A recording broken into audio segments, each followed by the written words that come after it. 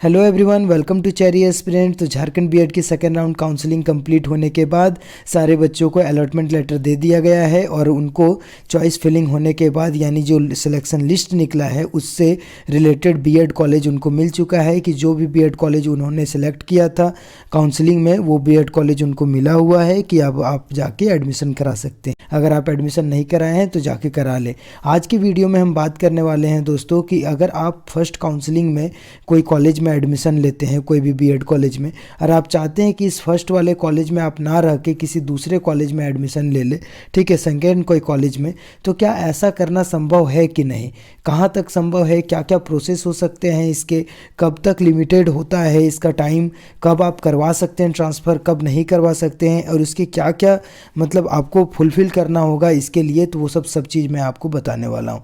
तो पूरी वीडियो में बने रहिए, आपको समझ आ जाएगा कि किस तरह से एक कॉलेज से दूसरे कॉलेज आप ट्रांसफ़र हो सकते हैं और इसका ऑथेंटिक क्या रूल्स है, रेगुलेशन है, और कहाँ तक आपको पैसे रिफ़ंड होंगे, कहीं तक नहीं होंगे।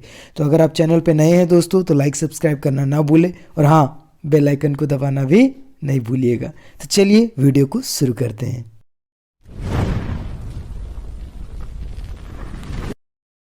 तो चलिए दोस्तों, हम लोग एक एग्जांपल से इसको समझते हैं। मान के चलो सोनू नाम का एक लड़का है, ठीक है, उन्होंने क्या किया, फर्स्ट राउंड ऑफ काउंसलिंग कराई बीएड कॉलेज की, ठीक है, चाहे वो कोई भी यूनिवर्सिटी से बिलोंग करता हो, विनोबा भावे से हो, बीबीएमकेयू से हो, रांची यूनिवर्सिटी से हो, किसी से भी हो, लेकिन फर्स्ट राउंड काउंसलिंग उन्होंने कराया जो भी सीएमएल रैंक उनका था, और फर्स्ट राउंड काउंसलिंग में कोई भी बीएड कॉलेज उसको अलॉट हो गया। मान के चलते हैं कि उसका बीएड कॉलेज का जो अलॉट हुआ उसका नाम ए है, ठीक है, ए बीएड कॉलेज अलॉट हो गया इसको। अब इसके जस्ट बाद उसने क्या करा, यहाँ पर वो सब सारा प्रोसेस देखने के बाद इसने एडमिशन भी करा लिया, पैसे भी कुछ दे दिए, ठीक है, 10,000 20,000 जो भी इंस्टॉलमेंट में लगता है वो सब दे दिए। हाँ, एक मैं बात आपको बताना चाहूँगा कि कभी भी आप फुल पैसे ना दे, ठीक है, इंस्टॉलमेंट में ही पैसे दे।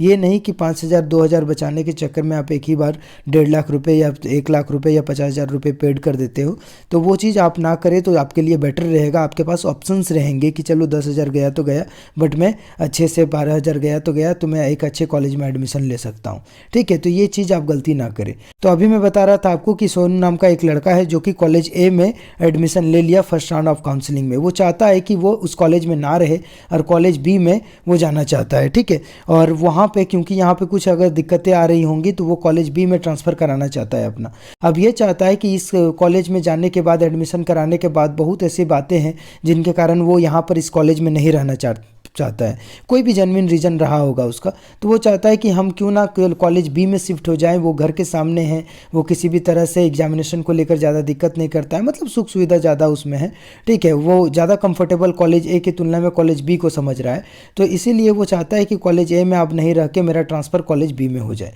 तो ऐसा करना संभव नहीं है किसी भी एक कॉलेज के लिए, इसकी इतनी अथॉरिटी नहीं होती कि वो अपना कॉलेज से किसी दूसरे कॉलेज को ट्रांसफ़र कर दे। तो इसका जो क्या प्रोसेस होगा दोस्तों, इसका प्रोसेस ये हो सकता है कि आप फर्स्ट राउंड काउंसलिंग कराने के बाद, जो सोनू ने फर्स्ट राउंड काउंसलिंग कराई, ठीक है, तो कॉलेज ए मिल गया, तो अब ये क्या करेगा, सेकेंड राउंड काउंसलिंग कराएगा।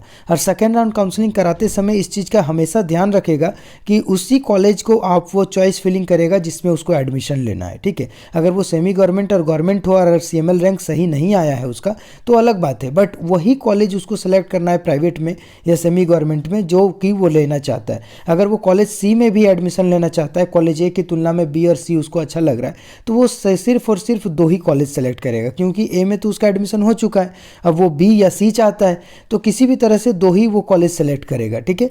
और वो सेकंड काउंसलिंग में करते करते, सेकंड काउंसलिंग जब उसका हो जाएगा और ये कॉलेज सेलेक्ट हुआ, ऑप्शन आया इसके पास, तब तो ठीक है, वो यहाँ से आराम से जाएगा कि कॉलेज ए के पास कि मेरा selection second round of counselling में बी में हो गया है, सी में हो गया है, और मैं चाहता हूँ कि अब मैं यहाँ नहीं रह के अब कॉलेज ए बी में और सी में एडमिशन कराऊं।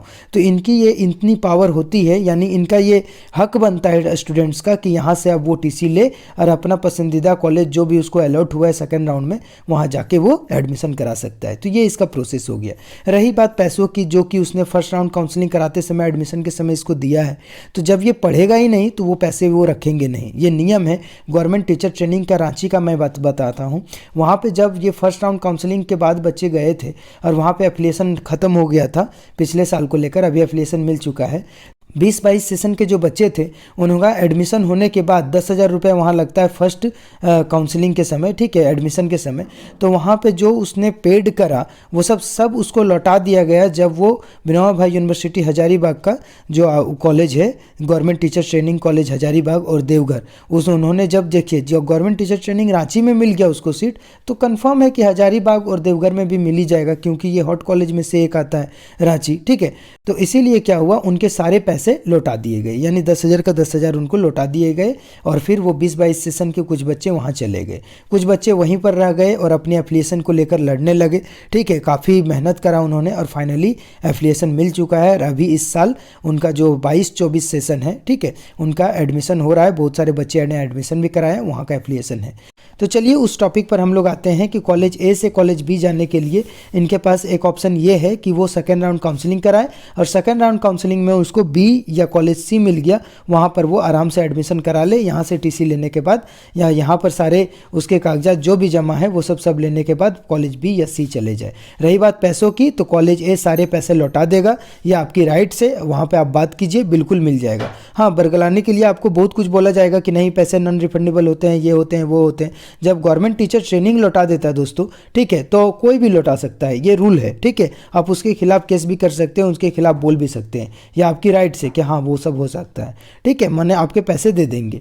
अब यहाँ पर एक इशू ये है कि अगर उसको सेकेंड राउंड काउंसलिंग में बी या सी अलॉट ना हो तो फिर क्या होगा।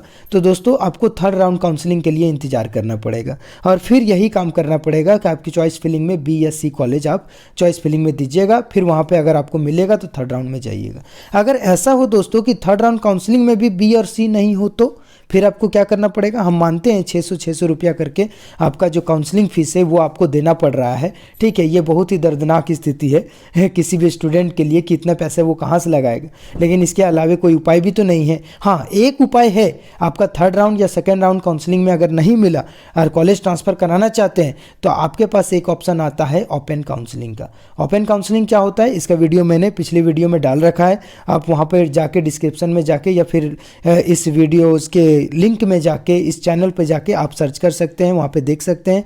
और पूरा वीडियो देखने के बाद आपको ओपन काउंसलिंग और उससे रिलेटेड चीज़ें आपको समझ में आ जाएंगी। तो ओपन काउंसलिंग में क्या होता है दोस्तों कि एक डेट निकाला जाता है रांची यूनिवर्सिटी की तरफ से, यानी काउंसलिंग डिपार्टमेंट की तरफ से, कि जो भी सीटें खाली है बीएड कॉलेज में, चाहे वो कोई भी बीएड कॉलेज का ही नहीं हो, ठीक है, प्राइवेट हो, सेमी गवर्नमेंट हो या फिर गवर्नमेंट हो, वहाँ पर आप अपना CML रैंक का रिजल्ट लेके जाइए जो आपको एंट्रेंस एग्जाम के बाद अलॉट हुआ है, एडमिट कार्ड लेकर जाइए और बोलिए कि मैं आपके कॉलेज में एडमिशन कराना चाहता हूँ। आप CML रैंक वाला जो स्लिप है वो जमा कीजिए, डॉक्यूमेंट जमा कीजिए, अपना कैटेगरी जमा कीजिए, और कुछ दिन बाद यानी 1-2 दिन बाद वो मेरिट लिस्ट निकालता है। अगर CML रैंक के अकॉर्डिंग आपका वहाँ पर सीट बचता है और बहुत सारे बच्चे वहाँ नहीं पहुँचे, अक्सर मैं देखा हूँ कि ओपन काउंसलिंग में बहुत सारे बच्चे नहीं पहुँचते हैं। तो अगर आप चाहते हैं कि ओपन काउंसलिंग में उसी कॉलेज में आप एडमिशन ले ले जिस पे आपकी इच्छा है, तो ओपन काउंसलिंग जरूर करवाएं। हर एक साल ओपन काउंसलिंग निकलती है, थर्ड राउंड काउंसलिंग के बाद ओपन काउंसलिंग निकलती है। देखिए इस बार भी ओपन काउंसलिंग निकलना चाहिए, तो ओपन काउंसलिंग करवाएं और फिर वहाँ पर जाके अपना डॉक्यूमेंट जमा आप कर देते हैं। उसके बाद जो लिस्ट निकाला जाता है उसमें आपका नाम होगा ही होगा, ठीक है। और अक्सर रहता है क्योंकि प्राइवेट कॉलेज में काफ़ी सीटें बच जाती है तो नाम रहता ही है, और फिर वो आपको बुलाएगा या फिर आप जाके पता कर सकते हैं कि क्या यहाँ पर सीट है, तो बोलेगा हाँ है। आप पूरी प्रोसेस के साथ वहाँ पर एडमिशन कराए, किसी भी तरह का कोई भी दिक्कत नहीं होगा। तो आपने समझ लिया कि आप फर्स्ट प्रोसेस क्या था दोस्तों, कॉलेज ए से कॉलेज बी ट्रांसफ़र करने का या सी ट्रांसफ़र करने का। तो सेकेंड राउंड काउंसलिंग कराना, अगर उसमें नहीं मिला तो थर्ड राउंड काउंसलिंग कराना, अगर उस पर भी नहीं मिला तो आपके पास ऑप्शन है ओपन काउंसलिंग कराना। ऐसा नहीं है कि आप डायरेक्ट चले जाएंगे और आपको वो रख लेगा, ऐसा नहीं है। क्योंकि जब से JCEB का एंट्रेंस एग्जाम होना शुरू हुआ है, रांची यूनिवर्सिटी कंडक्ट करवा रही, तो डायरेक्ट एडमिशन बिल्कुल बंद हो चुका है, ठीक है। डायरेक्ट एडमिशन नहीं होता, न के बराबर होता। आपका कम से कम वो एग्ज़ाम JCEB का एंट्रेंस एग्ज़ाम देना ही होता है, आपको वो एग्ज़ाम देना ही होता है। उसका कोई ना कोई रैंक कार्ड आपके पास होना चाहिए, चाहे CML रैंक कोई भी क्यों ना हो, लेकिन होना ही चाहिए। तो आपने समझ लिया कि किस तरह से आप कॉलेज को ट्रांसफ़र कर सकते हैं, एक कॉलेज से दूसरे कॉलेज जा सकते हैं। अगर आप चैनल पर नए हैं और आपको लगा कि मैंने अच्छी चीज़ें बताई, आपकी नॉलेज की चीज़ें बताई, तो लाइक सब्सक्राइब करना, और हाँ, आने वाली वीडियोज़ की इंतज़ार करना। मैं अच्छे कंटेंट लेकर आऊँगा। आज के लिए इतना ही, फिर मिलते हैं नए वीडियो में। धन्यवाद, बाय बाय, टेक केयर।